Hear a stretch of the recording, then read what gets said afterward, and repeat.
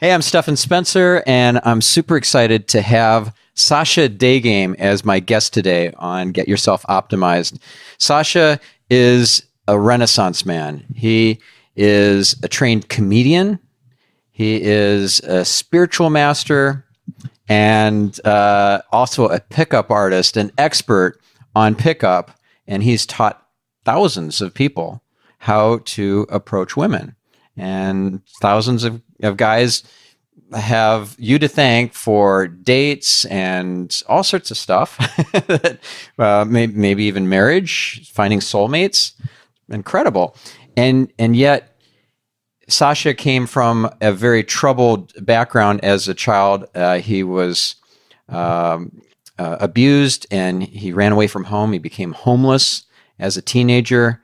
And yet he was able to turn his life around, become a millionaire at a young age, and then lost that money, then became a millionaire again through cryptocurrency investing. And then he lost most of that money too. And then had a spiritual awakening and started the Infinite Man Summit and has been helping men find God and their oneness with the Creator and with everything. It's pretty amazing. So thank you so much. Oh, and one more thing, YouTube star with 15 million views and 100,000 subscribers. That's pretty small these days because there's people with 15 million subscribers, but it's about the quality, not the quantity. So. Well, it's pretty darn impressive from my point of view, and I think from our listeners' point of view too. So thank you for being on the show. Oh, my pleasure.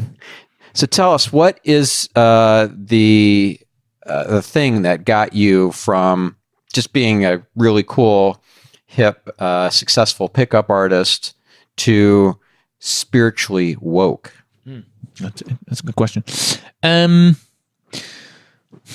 almost like you don't have a choice. You know what I mean? Like you're doing all these things that you think are going to make you happy, and for everybody's got that thing they think. If they get that thing, they're going to be happy. And I've run through pretty much all of them and none of them made me happy. So initially, because I was very, my mother was just really abusive. So I never really had a good relationship with her. So I had a lot of damage when it came to like trusting and connecting with women. You know what I mean? It was really tough for me. So I thought, okay, if I can just fix that and get a girlfriend, then I'll be happy. And at one point it was, if I'm making X amount of money or if I'm, get this many views on this video or this many subscribers, all these kind of things. And I had a lot of sex, I had a lot of more money than I can spend, all these things. And, relative YouTube fame and, my little, cult-like following and whatever. And I was deeply unhappy. This is around 2015 because I was really focused on the wrong stuff. I thought if I was really coming at it from an egoic place, Yeah. If I have more beautiful girlfriends, if I sleep with this many women, then I'll finally be cool enough. So everything I was doing was really coming from that place. Yeah. So there was an emptiness there then. There was an emptiness. And, earlier in my life, I was trying to fill it through comedy. I didn't really love myself. I didn't really love who I was. So if I could just be the funniest guy in the room, then I would be good enough. And it was annoying because even when I wasn't doing a comedy show, I'd just be hanging around other comedians at a party and I'd have to be the really funny one, always making jokes. And people would be like, hey, Sasha, just calm down. It's okay just to be yourself. I'm like, I am myself. I'm just really funny. What are you talking about? This is me. So I didn't know what was going on because I've got, little bit of fame and plenty of money and lots of girls. I had 4 girlfriends at one time. I've slept with a lot of beautiful women and not happy. It wasn't doing it for me. And I kind of by fluke had a spiritual kind of awakening. I mean, you say by fluke, I think everything's kind of dusting, but yeah. I had everything happens for a reason. There are no coincidences, all that sort of good stuff. Yeah, definitely not. So I had my first kind of like, mini kind of like back in 2009, just a download of like, okay, we're all reincarnating. There's no such thing as death. And I'm here to help people realize that, we're all here, we're on this journey. And then, were you somewhere like at an event or in some sort of temple or something? The first, I guess they call it samadhi experience. And there's been so many since then, that the first one now is not even a big deal, but at the time it was a big deal, I was actually trying to, pick up this really cute Japanese girl who was flying for this Japanese spiritual leader. who'd written like hundreds of books. And I ended up speaking to her, and she said, look, you seem like a really interesting person.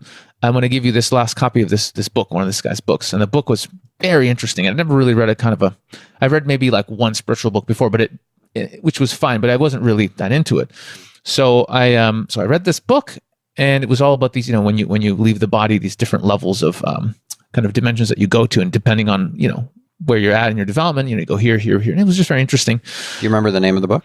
No, I know the name of the author, Ryohu Okawa, and the religion is called Happy Science. And they have pretty good stuff.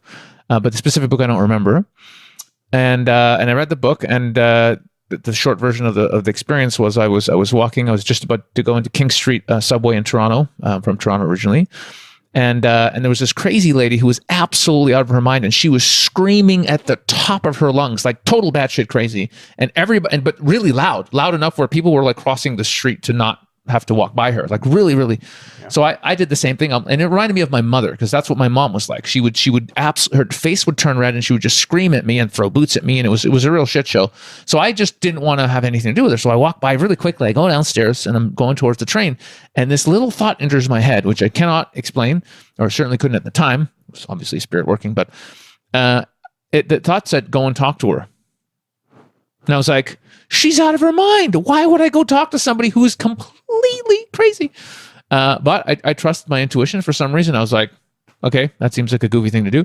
So I went up the stairs, and I walked up, and I tapped this woman on the head, and I literally saw her eyes roll from like another dimension, literally into like the now look right at me and say, hi. And I was like, hey, I see you're screaming there. How long have you been screaming? She was like, oh, I've been screaming like, 3 years now. I said, what are you screaming for? She goes, oh, my husband left me, and he took the kids. And I'm out here, and I'm really angry. And I said, oh, okay. And I just had a real conversation with her. I was like, are you homeless? She's like, no, I have an apartment. I'm like, do you have kids? And she's like, my kids are with him. I'm like, oh, they're not homeless. They're not during the war in Afghanistan or whatever. So I kind of gave her some perspective. I said, do you believe in God? She says, yes. I said, me too. And I think, he's looking out after you, and, you could change your life. And like, do you really want to end up being out here with one of these crazy people? And she said, no, I don't want to. So I just had like a heart-to-heart chat with her. That's all, for about 10 minutes. And then, her bus came, streetcar. And she said, okay, thank you. I gave her a hug, and she gets on the thing and she goes. So initially, that was beautiful, by the way. It was beautiful. It was a nice thing to do, But initially, I was just like, okay, cool. And I go downstairs to get my subway, my metro.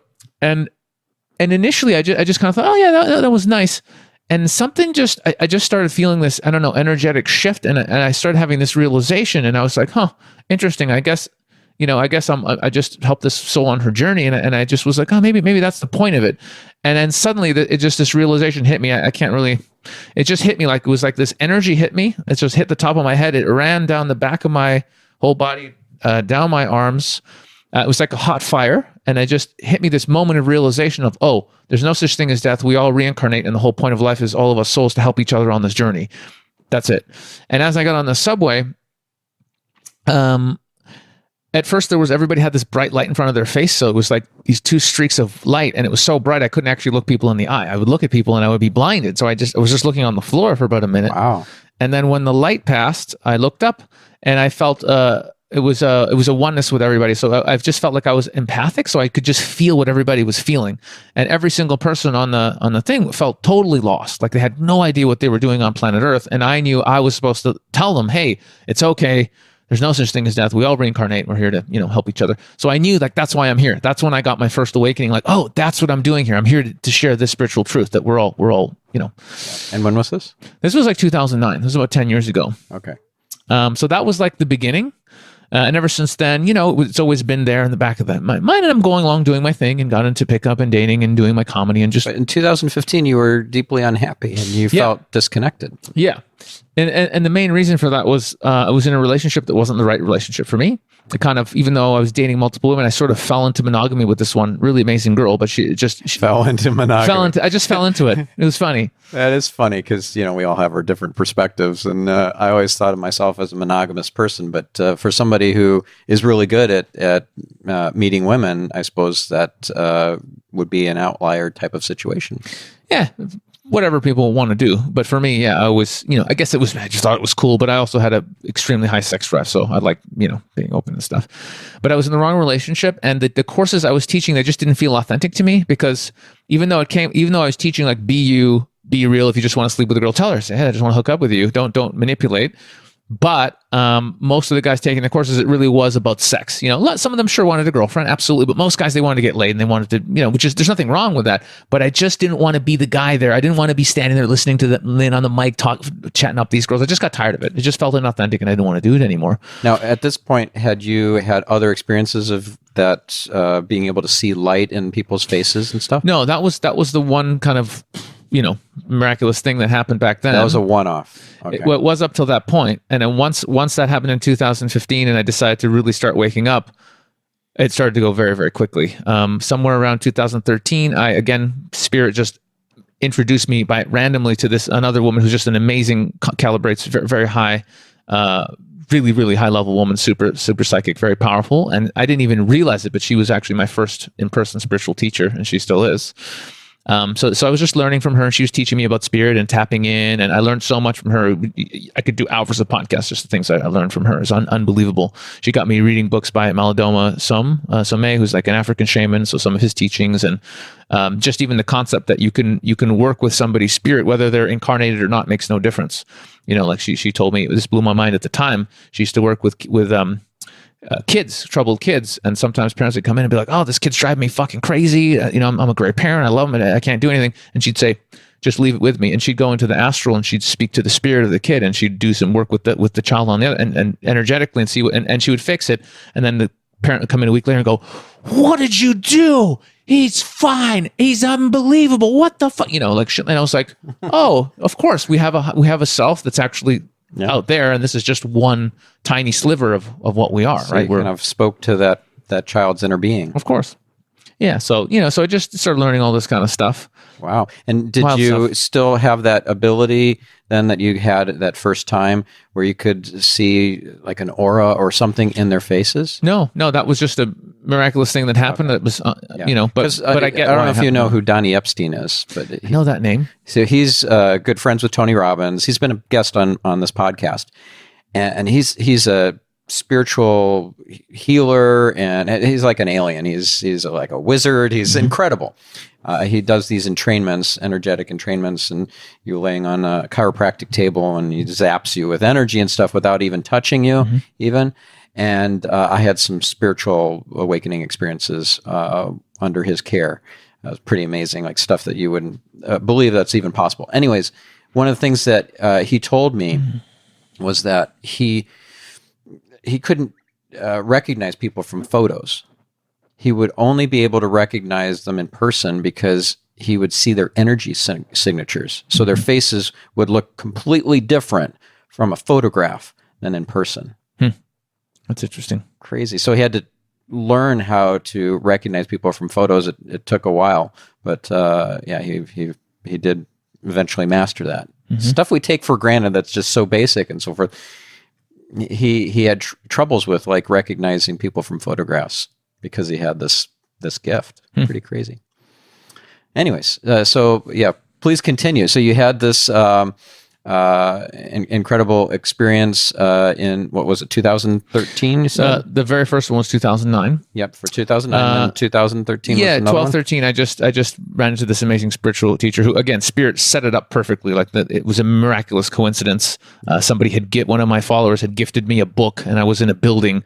And as I was reading the book that I left it at my friend's house, she happened to get on the elevator reading the same book, and she was on the same page I was on. Like it was that kind of weird. Where I'm just like, "Are you reading that 4 Agreements?" She's like, "Yeah." I'm like, "Me too." "Are you just starting chapter 4? "Yeah, me too." "Let me guess, somebody gave you that as a gift, right?" She goes, "Yeah." "How did you know?" I'm like, "Because I just got it. I think we're supposed to talk." It was one of those, like really obvious. I've been trying to get Don Miguel Ruiz to be on my podcast, the author of the 4 Agreements. We could work on that. Yeah, that's possible. People.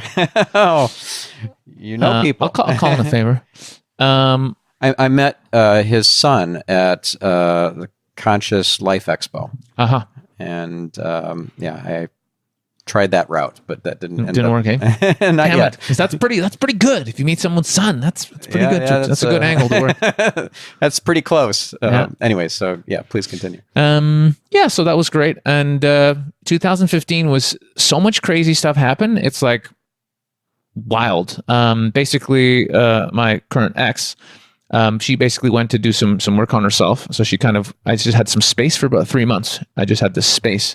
I was staying in a friend's apartment in Budapest, and I decided to try a spiritual practice that my first spiritual teacher, I just called her the psychic, that I had met, taught me, which is very, very simple, but changed everything. It was like the beginning of my real awakening, I feel. And the practice was very simple. You just sit. And I've never been able to meditate. I've always been super active in the mind. I've tried everything. Nothing ever worked for me. And this technique skips it completely and lets you communicate directly with source, with spirit. It's wild. And you just sit down and you set the intention that I am listening to spirit. I'm listening. I'm present and I'm listening and I'm open. And you sit there and you just listen with your heart, not your mind, your heart. You just sit and listen. And I was like, okay. And when my teacher described this to me, she actually just mentioned casually that some other woman who was like a Christian mystic did this practice for 3 hours every morning. But as soon as she mentioned it, something inside me just moved, and I was like, I have to do this. I have to do this thing. So I just sat down. I put on some music of just some monks chanting. It was actually Compassion Mantra by Choying Droma specifically. I find it works really well with this. Anyway, and I just put that on. And I just sat there and I just tuned in and I just started getting downloads, just understandings, like everything I ever wanted to know, just like what I was doing here and like all the shitty childhood I had and why I had it. And like everything I just sat there going, oh, that makes sense. That makes sense. Like all of it made sense. Like my whole life and all the suffering, everything just clicked into place. So how did it make sense that you were homeless, for example? Well, everything made sense because, for me to become the guy I am today that inspires other people, I had to have gone through all that shit that I went through. And if I had come in as a fully enlightened being and just popped in like, hey, everybody, here's how you got to do it, everyone would be like, who the fuck is this guy? They'd freak out because I was an alien. You know what I mean? But if you come in as a human and you go through the shit like everybody else and you get through it and then you go, hey, I see that you're struggling. Well, so was I. Here's my story. Maybe you can, if I can make it, you can make it. And that seems to be the case. So it all makes sense. Like I can't be waking people up if I wasn't deeply asleep and hadn't woken up myself. Yeah, makes total sense. It makes, when you're in it, it doesn't make sense. When you're in it, it's not fair. Why am I suffering? Other kids, their parents love them. And you know what I mean? Like it's shit. But when you get through it and you understand how the universe works and that we pick this story for ourselves, everything we're going through, God doesn't go, you're going to do this. Like, no, we agree. We say, yeah, let's go do this for our soul. This is training. This is wake up training, to remember the ultimate truth of what we are, which is all of it. We can get to that in a minute. Yeah. So in Kabbalah, they teach this thing called tikkun, which is your soul correction that you're here on earth in this incarnation to address. And you may or may not do that. It's up to you, right? So if your soul correction, your tikkun is about your judgment or about your anger or about your impetuousness or hatred for no reason or whatever, you got to work on that. You don't have to, but if you don't, you'll be coming back to do the same thing over again to work on that. And if you do work on it, you get through it, you evolve, you then move on to the next level, I guess. Kind of a spiritual video game. It is a video game. And I've had, if we get as far as the other awakenings, I have literally had absolute total awakening within the video game, which is difficult to put into words. Really? But yeah. PlayStation or No, PlayStation could not compare. So basically 2015 that started happening. I had some really crazy things happening with timeline shifting right around that time as well. What does that mean, timeline shifting? So again, another wild story. I'm going to sleep one day, and this was right before Donald Trump got elected, right? And I'm not into politics. I just want to raise consciousness. I'm actually an anarchist. I don't even believe in government. I think they're causing most of the problems, to be honest. So I was going to sleep one night, but I knew that I would prefer the Donald Trump timeline than Hillary timeline, because if you do your research, well, he's not as evil, and it's as simple as that. So I was like, so I'm not even American, I'm Canadian, but I was just like, if I'm going to pick a timeline, I choose that one. I think it'll be more entertaining as well. So I was going to sleep one day, and I literally felt this this weird kind of like a kind of a vibration. I had it once before where I was lifting out of my body. So it was this weird kind of vibration shift. And in my mind popped this, it was some memory. And in a split, during the same split second, it was another memory, but both could not exist in the same timeline. And I thought that I was like, this is confusing. I have these two memories, but how can they both be in my mind? It doesn't make sense. And I had this feeling, this knowing wash over me, which was, I guess, spirit was just saying, don't worry about it. Just go to bed. And I was like, okay, it's easier just to fall asleep than worry about this because this is impossible. So I just went to sleep. I wake up the next day. I'm doing my thing, whatever. And around 1:30 p.m. or so, my friend comes on Skype and he goes, hey, have you heard of the Mandela effect? And I said, is that when you remember something from another timeline or something like that? He goes, that's exactly what it is. And I said, no, I haven't heard of it, but I just had that experience last night. I fell asleep and I had this memory in my head that couldn't exist. Anyway, then I looked into Mandela effect, and boy, I had memories from an alternate timeline that apparently millions of other people remember things a certain way, but they didn't happen that way in this timeline. All kinds of things. Like, it's called Mandela effect because I remember Nelson Mandela died in prison, like in the late 80s, and he did in my timeline. But apparently here he lived and became president of Africa and all this kind of stuff, and died in not that long ago. So, and there's so many things. Company logos have changed. John F. Kennedy. I've seen that footage of him being shot many times on TV, and it was always how many for your viewers? How many people were in that car? How long was it? Was it a long car or like a normal car? Well, in my timeline, it was a car that had four people in it, and it was a 4-seater car. But if you look at the footage now, it's actually a longer car, and it's got 6 people in it. There's museums in the United States that still have the old car with 4 people in it, even though in this timeline it had 6 people in it, and it was a longer car. Explain that, And there's not dozens of examples. There's hundreds. There's hundreds of Wow. shifts. So I became aware of that, and then since then I've had more experiences also where you can shift timelines into your preferred timelines, and we're all doing it. That's what I've realized. We're all doing it. We're all shifting into timelines based on our vibration and our intention and what we want. Whether you're doing it consciously or not is your choice, but we're all doing it. One thing I learned from Donnie Epstein is that we can exchange versions from an alternative timeline or another universe from the multiverse, right? So if we want to become more enlightened or more confident or whatever, we don't have to go through the hard slog of learning that and applying everything that we've learned. We could just switch versions, and that version that has those skills and those abilities and is that level up, we can just take that version. Yeah, one of my teachers said the same thing, that because there's infinite versions of us, and so we can actually just go out to the one that is really good at healing, is a master healer, and say, great, I need those skills. Send me that download of how to be a master healer. And apparently we can bring that in. And she says I know she's done it. She's got some crazy stories. So I'm not on that level, but apparently it's possible. And also I heard of another method where you ask the version of you from your future that you want to become, you ask them in a meditation to send you advice and whatever, and you'll actually get downloads from that version of you saying, okay, well, this is what you need to do to get here, which is interesting.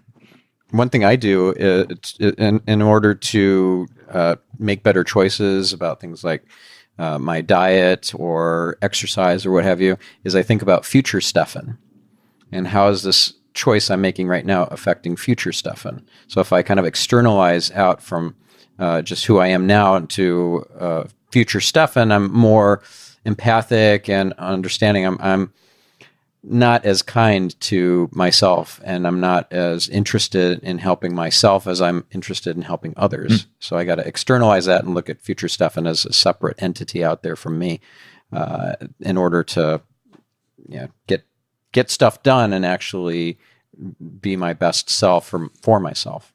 I don't know if that's actually a really funny thing to say to people. I'm such a nice guy. I can't even do anything to make my life better, but actually my future self, I want to help him. He's a great guy. And for him, I'm willing to do all this stuff. Not for me. It's for him. I want to make these millions of dollars. Sounds for my weird, future doesn't it? That's actually really funny. It sounds weird. But according to Donnie, again, he says you're either wired energetically to be internal or external.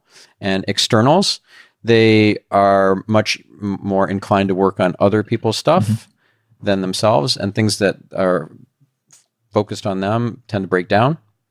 Whereas the internals are the opposite. So if you want to work on your relationship and you're an external, you'll find a way to sabotage it, not purposefully, but it's just hard slog. It's draining. Whereas if you see that you're going to help your partner and not the relationship, but your partner, that's external then. And for an internal, for an external, that's going to be a lot easier and less draining, just more kind of in the flow. Okay. Yeah. Never heard that before. That's interesting. Yeah. And I totally related to that. I'm like, yes, this totally makes sense for me. I am absolutely an external. And yes, I love working on other people's stuff, and I really hate working on my own stuff. That's why I leave most of my web portfolio to go to seed, and I still take on consulting clients and help them with their SEO and their online strategy. And I get in a flow state doing that, and just seems like hard slog to do it for myself. I'm the same way. I just love helping other people. Yeah. Yep. So you might be external as well. It's an addiction. I'm only happy when I'm either doing this or going live on YouTube or on stage or teaching a course or something. If I'm just farting around, I'm like, you know what I mean? That's my biggest joy. Yeah. So you do these summits, and you do the YouTube channel, and are you speaking at other people's events as well, or just your own events? Yeah, mainly I do my own events. Mm-hmm. So like once or twice a year, we do like a big Infinite Man Summit, and people show up, and we have different speakers and whatever. But mainly my main bread and butter has been for many years teaching social freedom and dating courses, basically. Mm-hmm. Yeah. So just helping people like stop caring what other people think completely, so they can talk to whoever they want to. Okay. So what's entailed in making that work in terms of somebody who's, let's say, socially awkward? They get all stressed out going to approach someone of the opposite sex. So how do you help this person to have confidence, to have the right words to use and the right kind of body posture and body language? Well, it's a whole lot of factors. It's so much stuff, right? When it comes to how we connect with other people, right? There's emotionally, there's energetically, there's verbally.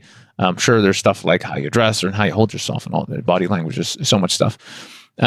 These days, I work most with the internal stuff, so like how you really feel about yourself. If you really feel good about who you are, and you just kind of like make peace with your shit, you accept that you're not a perfect person. You know, you're like, hey, I got my shit, but overall, I'm a good person, and this is what I'm about. And you just feel good about you and what you're doing on planet Earth. And then you just get over your fear of rejection, and you just accept that it's okay and not everyone's going to like you. And you really just stop giving a shit what people think about you. And you make that shift. Like, as long as you feel good about you and you're a good person, who cares what anybody else thinks about you? So is that an immediate shift that's like a change in perspective? Or is it something that's kind of like stress inoculation, where you keep doing these approaches until you just don't care anymore what their reaction is? Yeah, there's some of both. I developed, again, just discovered it somewhere in like 2009, that if you push people's comfort zones and you make them do things that are uncomfortable, where they're worried people will judge them, and they do the thing and people do judge them, and you keep doing that, and eventually people realize it doesn't matter. It doesn't matter what people think about you. Everyone in a room could think you're a complete asshole. Doesn't actually change anything about you or who you are. Doesn't mean anything. And so in doing these exercises, you just stop caring what people think. And you also have a lot of realizations, because a lot of guys are paranoid, and they think, oh, if I go and talk to this beautiful woman, people are going to see, and people think I'm weird. Nobody notices. Everyone's too stuck up in their own head, worried about what people think about them for them to care about you. Women are very nice, and actually, even if they're not interested, most women will just say, "Oh, thanks so much. That's really flattering." But actually, I've got a boyfriend. Nobody gets angry at you. So like we create all these stories in our heads, but until you go out there and do a bunch of stuff, you don't realize that it's not real. Yeah. So so much of our behaviors and actions we take, just a lot of our lives are based on us being liked and not being disliked.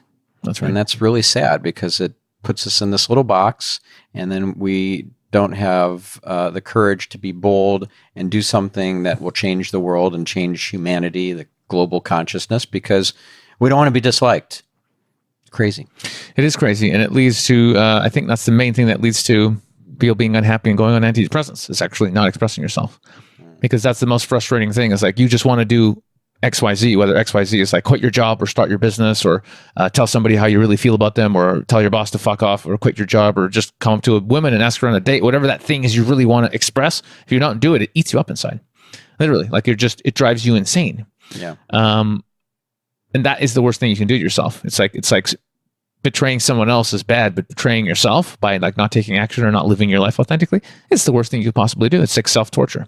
Right. So what are some exercises or techniques that you recommend to your students so that they can break through these self-imposed barriers? Well, those are top secret and part of my program, but I'll give a couple of tips just for your listeners because it's you. Because it's you. Honestly, the simplest piece of advice, and this is what my new book coming out is all about. The simplest piece is like whenever you're in a situation in life and you know that if you did like messed it up or you did something awkward or like if you fuck it up, like everybody's looking at you and if you fuck it up, everyone's going to think you're an idiot. Rather than avoid those situations like the plague, do those things. Do the awkward thing where everyone's going to look at you and be like, oh, what are you doing? Like go on the elevator and then when someone else farts, you put your hand up and go, sorry, everybody, that was me. Really sorry. That was just, I shouldn't have had that Mexican last night. Like be the awkward guy, do the thing that everyone's going to look at you and be like, what the hell is wrong with this guy? And start having fun with it. And you'll see like nothing happens. I've tried this thing where I've turned around in the elevator so everybody's facing one way, right? I've turned around, being one of the last people on the elevator, faced everybody. And I said, you're probably wondering why I called this meeting. Yep. That's funny. Fun. Sure. I mean, anything it's not that funny. You didn't laugh. No, it's funny. It's funny. Yeah. You're probably all wondering why you're here. Let me explain. But yeah, elevator's great because it's a small confined space, and it's one of those places like the rule, especially British people, right? They just look forward, don't do anything. So yeah, looking at everybody, and then or like farting or like just or flirting with someone in that situation, like just it's so awkward. And the elevators are the best places to do some awkward shit where it's just going to be difficult. It's great. Yeah. So, what is Daygame and why is that your last name? And I know it's like a stage name. Yeah. Well, Daygame was just the art of meeting and connecting with women in the daytime, so outside of nightclubs, which is the standard way guys, they go in and get drunk at a club. It's because they don't have cojones and they're terrified of rejection. So they have a couple of drinks and you get your liquid courage. And I just didn't like booze and I don't like clubs and it all seems so fake. So I just hated that stuff too. Hated it. I hated drinking. I hated going to clubs. I hated the noise. My ears would be ringing after coming out of the club or the nightclub, whatever. It's just not a nice environment. It's not a nice environment. It's terrible. And it's just so fake. And I just decided one day, even though all the books were like, no, you got to say these things and say these lines and blah, blah, blah, blah, blah. I just decided, I'm going to go on the street and walk around. And if I see a girl who I think is really cute, I'm just going to walk up to her and have a chat and ask her on a date. And within a couple of months of starting to do that, I had ample dates. That was the end of my dry streak. That was it. There was never a dry streak after that. And you've done thousands of approaches, right? I would think so. Yeah, it's going to be a big number. That's impressive. And what are some of the techniques that will help the person listening who has trouble going up and approaching a potential mate or potential date?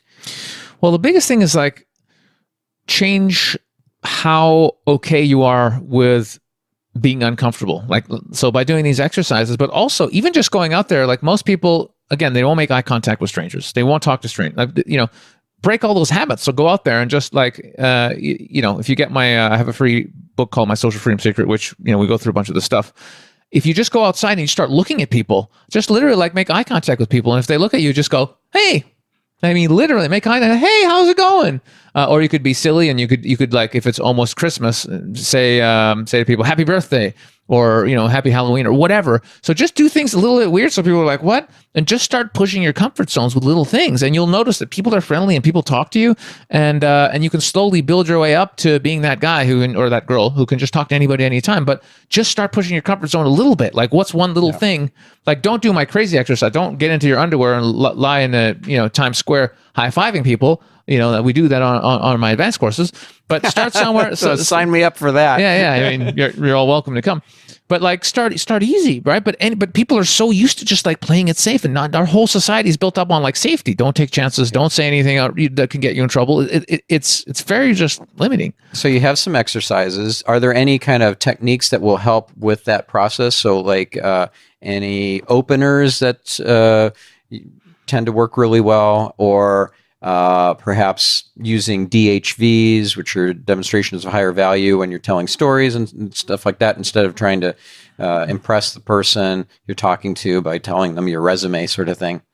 Yeah, so I'm very much against all that stuff, like, because it's all, again, it's just fake. I'm gonna tell her this story, and then this one, and this is gonna impress them, and I'm gonna wear this crazy outfit and all that shit. Peacocking. Right? I used to peacock. I have crazy photos. No, it's all. But for the listener who doesn't know what peacocking is, could you quickly explain that? It's basically just like a peacock spreading his crazy feathers. You would just wear a ridiculous hat or a jacket with feathers. I've got some of those. Just to get women's attention, so they think, "Oh, who's this guy?" And then you. So that gives them something to talk about, and if there's something interesting about you, then they're more open to approaching you. It's just a way of getting someone's attention. And there's nothing wrong with dressing wear. Like, I'm a bit outrageous, so I usually wear silly stuff, but because I'm an outrageous person, and I like it. I like pushing people's buttons. It's part of my thing. So you naturally peacock. I naturally kind of do it. But then again, my personality is a peacock, because I'll be there and I'll be joking around, having fun, and I'm just the crazy guy in the room usually.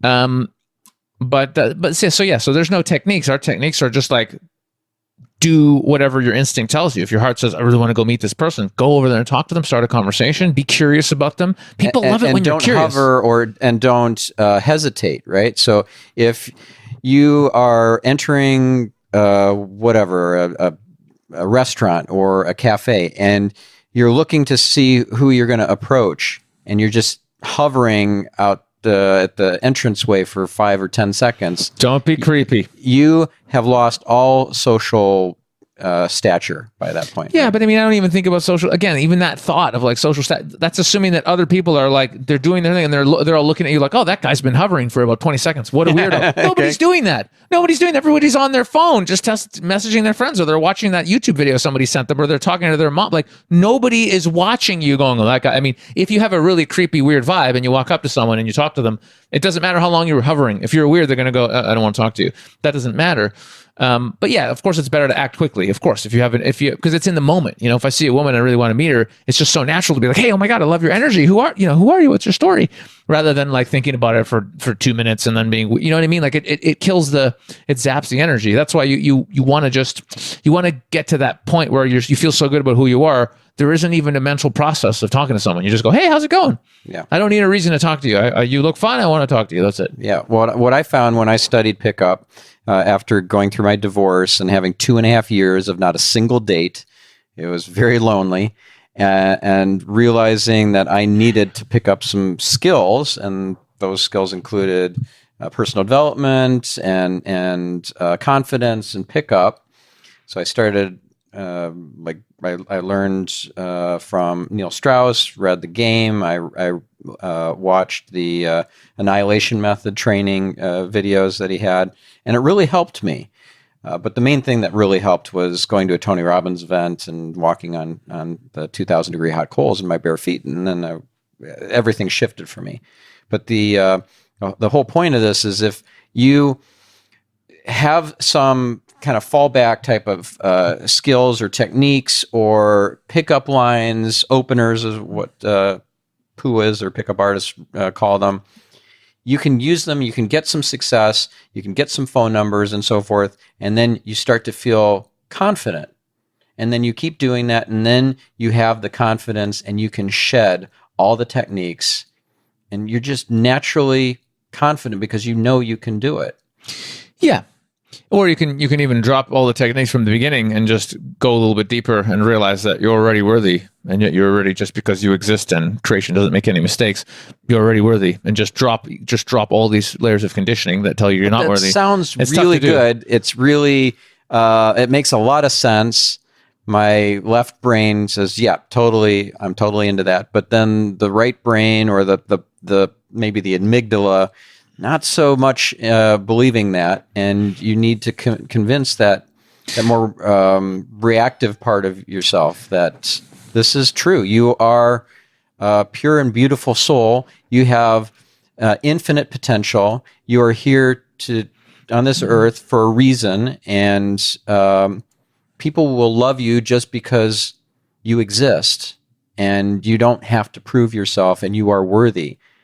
And that all sounds good to the neocortex, makes total sense, and you have to get it in your bones. You have to get it in your heart, and that's hard. Yep. How do you help people to do that? Well, interestingly, basically what you're suggesting, we do give them some tools and techniques, but it's really just breaking down the ego. That's the biggest thing. It's that little voice in our head that tells us, oh, you're not good enough, you'll never make it, you can't start your own business, it'll never succeed. That woman's too beautiful, she probably has a boyfriend, you're not good enough. So we've all got that voice, right? That sabotages us. The problem is we believe that's us. And we're not. We're the infinite soul that's having this experience, and then we develop this. This voice actually comes in. This is one of the things I talk about now. But when you're 5 years old, 4, 5, 6, you're actually pure bliss, pure consciousness, pure awareness, without any of that voice. And why are babies so happy? Why are 5-year-olds so happy? Because they haven't been programmed out of it. They haven't been. The ego hasn't been formed yet. So they're just in a state of total bliss. So I actually talk about this, and I've actually muscle tested levels of consciousness of me as a baby and at every year of my life and other people. Everybody comes in fully enlightened. There's a fact. Anyone who does muscle testing or kinesiology can test this. You come in fully enlightened.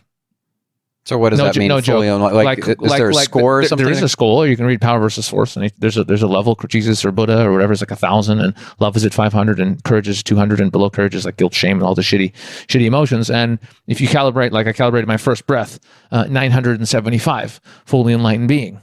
So you did that calibration through muscle testing and kind of connecting to your inner being or the creator, or how did you? It's all the same. Inner being, creator is all the same. Actually, okay. That's the big. Do you have to get into a place of an enlightened state or an awakened state? Let me finish the other point, because now this is veering off into another point.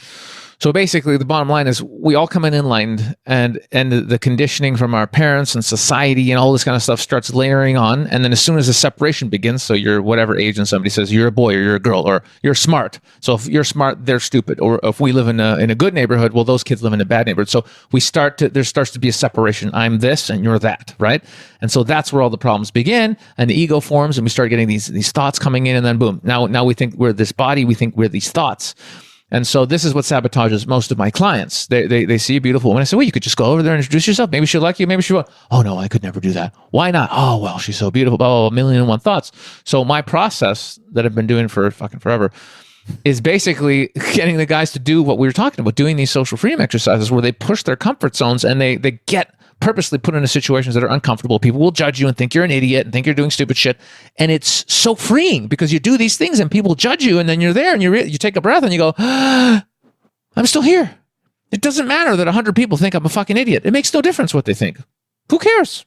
And suddenly you get that realization of like, oh, I'm not that voice. It doesn't matter what that even voice in my head is saying. That voice isn't me, and and all these people aren't me either. I'm me. I'm this being here.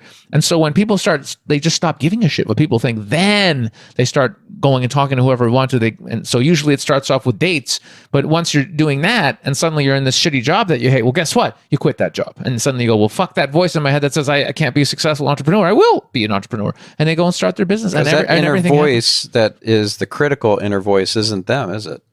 No, it's like their parents or some bully in school or something. It's like the worst of their caregivers, and like an amalgamation of all the nasty sort of forces from their childhood. It's the ego. The ego really is like this.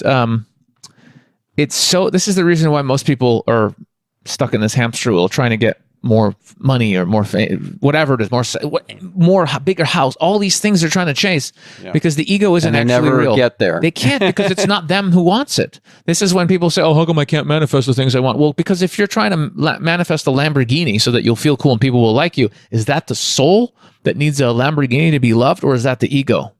Right. Ego can't manifest shit. because it's not real. The ego knows it's not real. It's threatened by the soul because the soul is, we are infinite, immortal beings. No birth, no death. We're forever. That's our nature. So the ego knows it's not real. So it's grasping for a sense of importance by being the richest, the best looking, having the biggest tits. Yeah. It never ends because the ego is not real. You can't satisfy it because it isn't real. The soul doesn't need anything. So the ego, is that the same thing as the personality? Yeah. Okay. Yeah.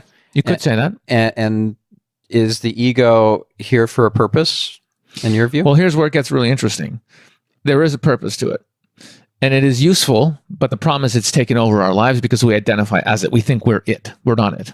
Right. So it's a creation of the creator for our benefit, because then we have something to push against and something to grow out of.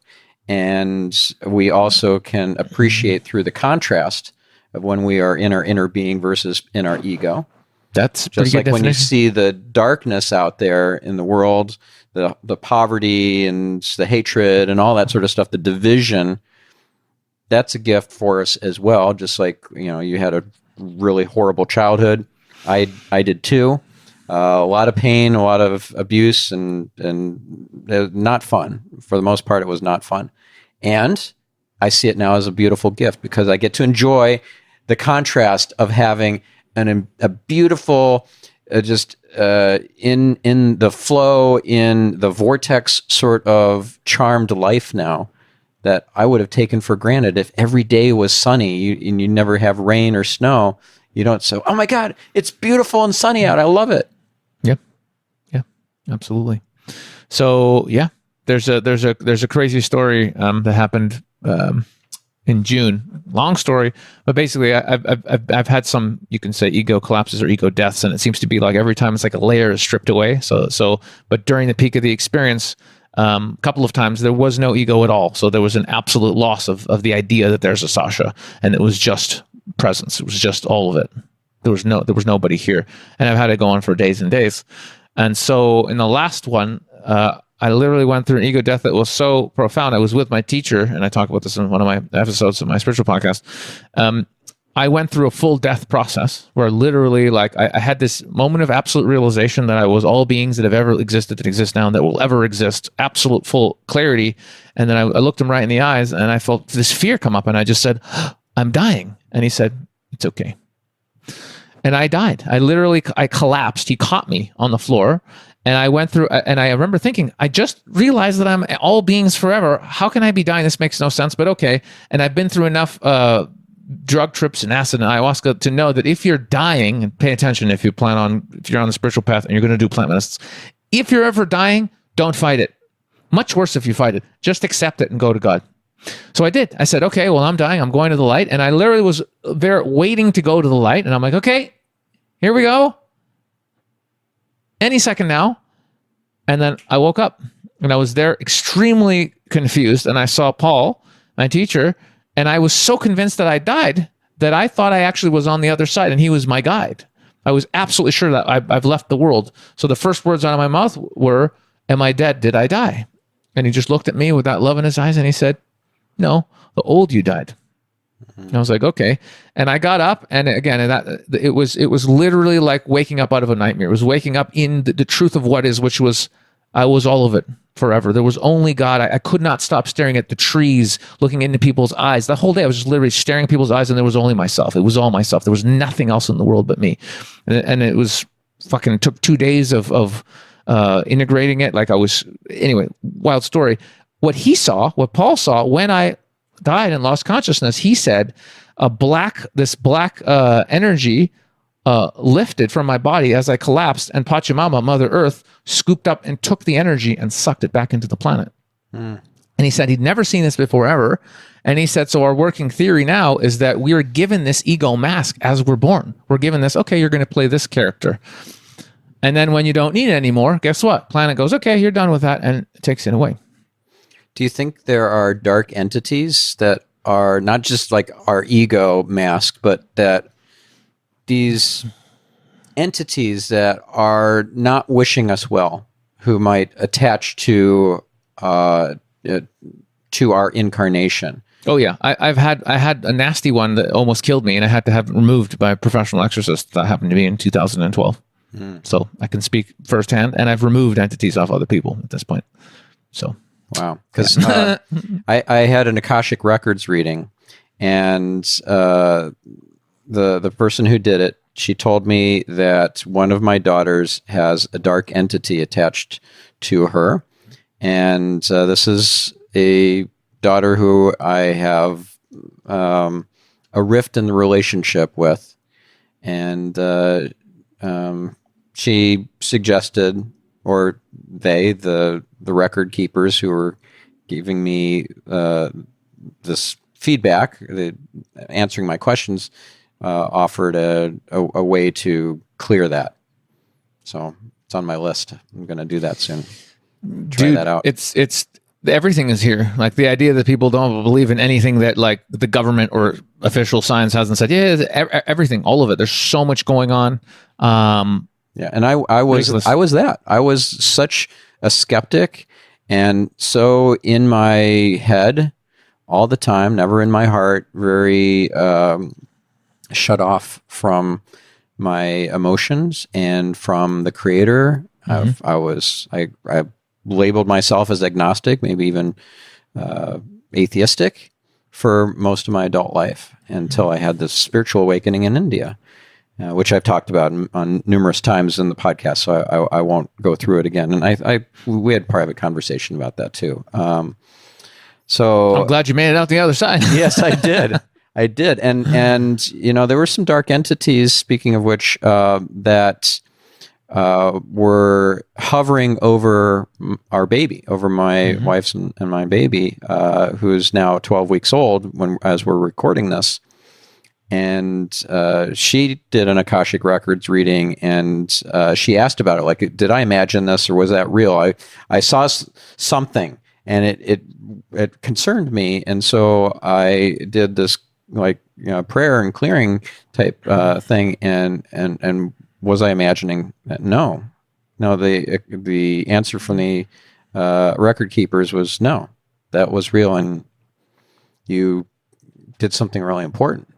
So it's like, whew. And you might listen to this and you think, wow, this is crazy. Stefan is like so out there. You know, I used to think he was such a smart little biohacker and checking out all the cool stuff and everything. And now, so this is so crazy woo-woo, but we're energy. We're not just matter. That's and right.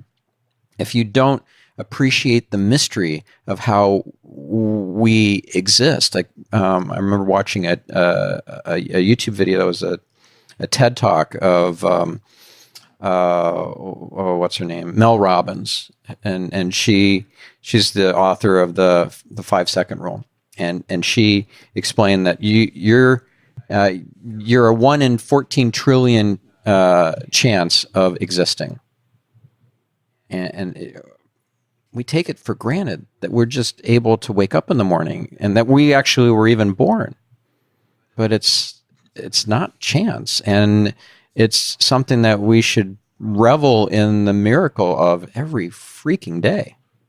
Yeah, we should. And it's amazing that how closed off most people are.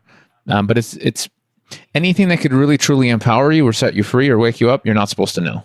It's not in the benefit of the powers that be that you are empowered to know the truth. And when you realize that, then you can really start questioning, well, what do we really know? You know, because once you have a really, really crazy experience, like once you have an awakening experience, look, you're just like, okay, that's it. There's a lot more going on than we're told. I had an entity that if it wasn't removed, I would be dead. I had an entity that was so powerful, came in during an ayahuasca ceremony, careful who you work with, where I was 33 years old, and I was in Japan with my girlfriend at the time. I would walk around a mall for 2.5 hours, and I was exhausted. I had to go home. I could barely, if you saw a picture of me, you'd think, oh, this guy's cancer or deathbed. I mean, really, 33 years old, I was dying. And a woman who was basically a white witch, we were doing a little exercise where she was just teaching us how to see auras and stuff. And I'm standing there in a semi-dark room, and she just looks at me and she goes, oh, you have an entity. It looks like a little alien head or something, and it's draining your energy, and it's just sitting on your shoulder. And I was like, what? And there was a couple other people in the room, and she says, does anyone see that? And a couple of the other students, not everybody, but a couple of them went, oh yeah, it's like a little floaty thing, and it's just sitting on you. And I was like, what is she talking about? Anyway, so a couple months go by, I'm having serious health problems, and I've done everything. I've done blood tests. I've done everything. And they're like, yeah, maybe you have this, maybe you have autoimmune. There's all these things that they thought were maybe wrong with me. So I'm like, fucking hell, what am I going to do? Then my friend, who's an exorcist, multiple lifetimes exorcist, trying not to be an exorcist, but he is an exorcist. It's just what he is. It's like me not being a comedian. I'm a comedian. And he basically says, okay, I'm going to take it off for you. So we do a little ritual. He takes me somewhere and, he sits down. He does a meditation. He does this thing. He takes a few minutes.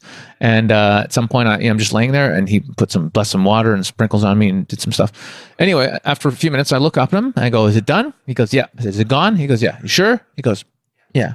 And I stood up, and I felt so light, and I just knew it was gone. And I cried for a moment where you're like, almost like, and I gave him a hug, and I felt so much energy. I literally started doing jumping jacks, push-ups, doing 100-meter sprint back and forth. For that night, I was sitting there talking to him, and I'd have to stop every 5-10 minutes and run and jump in the air and do cartwheels and crazy shit because I had so much energy. It was fucking wild. And I actually thought to myself, if this is my normal level of energy, they will lock me away. I will not be able to function in society if this is my level. And I went to sleep, woke up the next day, never had any health problems. Everything perfect. Everything's fine. Wow. It was an entity that was draining my energy. And we even spoke to it before he removed it. And he said, yeah, Sasha's got a lot of light, a lot of energy, and I've been feeding off him and feeding my family for years. And he asked it nicely to go. It wouldn't go. And it was sent back to its creator. I wouldn't be here today if I hadn't removed that thing. I would be dead. I know I would be dead. I was dying. Wow. I was borderline dead. Yeah. So this person who was an exorcist in multiple lifetimes, why did he not want to be an exorcist in this lifetime? Why did he not want to use his gift?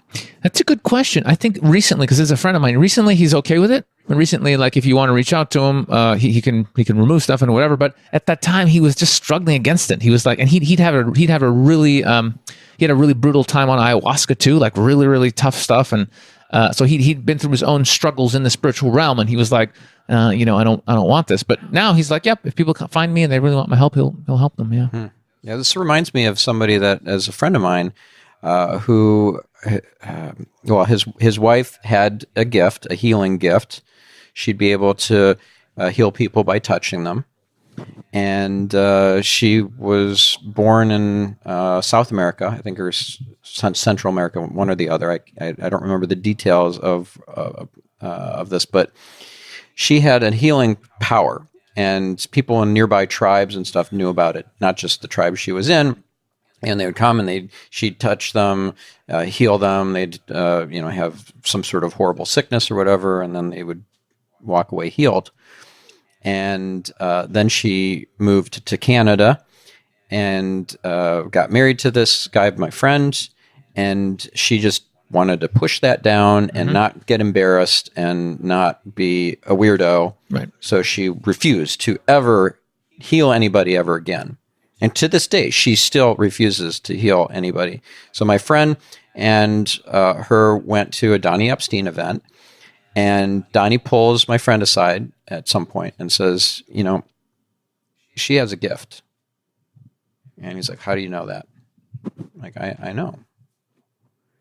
And I'm channeling something here that's telling me that if she does not use that gift, she will die. She is not meant to hoard that gift and not use it. She needs to,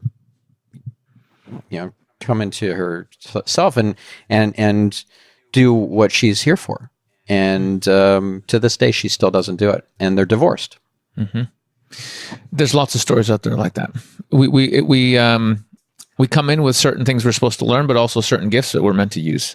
And just like, and I had the intuition with my friend who was an exorcist. I was like, dude, man, you saved me. Like, if it wasn't for you, I'd probably be dead. Like, you gotta get out. You gotta help people. Like, how many fucking people can spot entities that are killing people and remove them? Like, hello, that's what you have to do. And I've met other people too. many, many different stories like this. If you have a unique gift and everyone has some kind of gift, why do you have it if you're not supposed to use it? Yeah. And not just a gift like for art or music or for computer programming or whatever, but a spiritual gift, right? And I'm curious, what was that? What was it? So the woman who spotted the entity, she was unable to remove it, or she didn't want to remove it. What happened there? Interestingly, so the night she saw it, I thought it was interesting. The thing is, I didn't even realize that all my health problems were from that. I didn't know that. I just thought, oh, I'm not eating right, or I have some other, they were trying to tell me I had Hashimoto's, all this crazy shit. So I asked her later, and she said, honestly, I'm good at spotting. She goes, I can remove them, but it's not my specialty.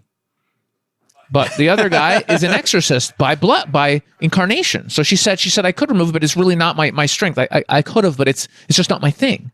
Now, if I had asked her, it would have been, because I suffered another couple of months after. But if I had realized that was the cause of all my problems, I probably would have said, please, can you try? And I'm sure she would have said yes. But I didn't beg because I honestly didn't know that was my big problem. It was.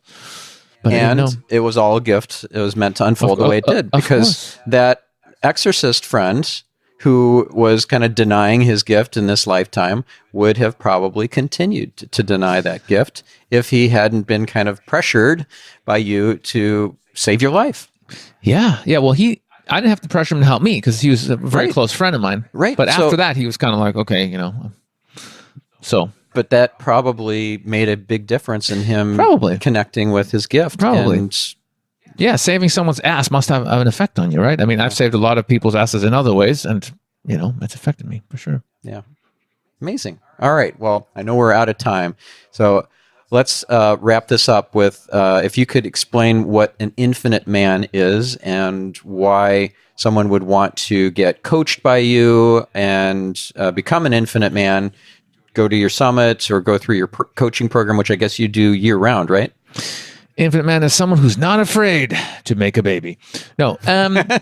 Well, our official motto is, we have a few: become your best self, or live fearlessly.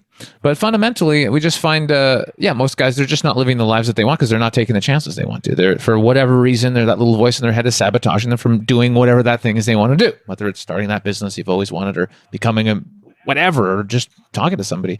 So for coaching, we do programs all around the planet.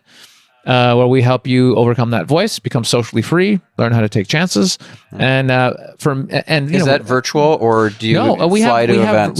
We do have virtual programs as well, but where we really are the best is in person. It's doing the in-person stuff. Okay. And we have Europe stuff going on, Europe, States, Canada. Okay. So those are really, really powerful. And but we have so much stuff going on. And me, I'm just more excited now about all the programs that get people really connecting. So I do these one-day intensives where people just connect with each other and get into their heart and just strip away these layers of conditioning and bullshit. I'm just getting better and better at getting people to really love the core of who we are and just drop all this crap. So I'm just showing people and giving them experiences and giving them tools where they can really connect with the deepest level of who we are and follow that divine inspiration that we all have. Again, it sounds so cliche, like we're all here for a reason, but fucking hell, we're all here. We are for a reason. And it's like, and being born is a motherfucker.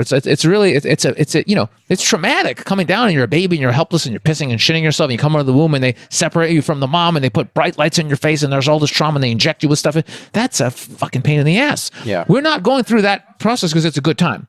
We're going through it because it's worth coming down here and doing this, and because there's a reason. It was traumatic for my baby, my youngest now, who's 12 weeks.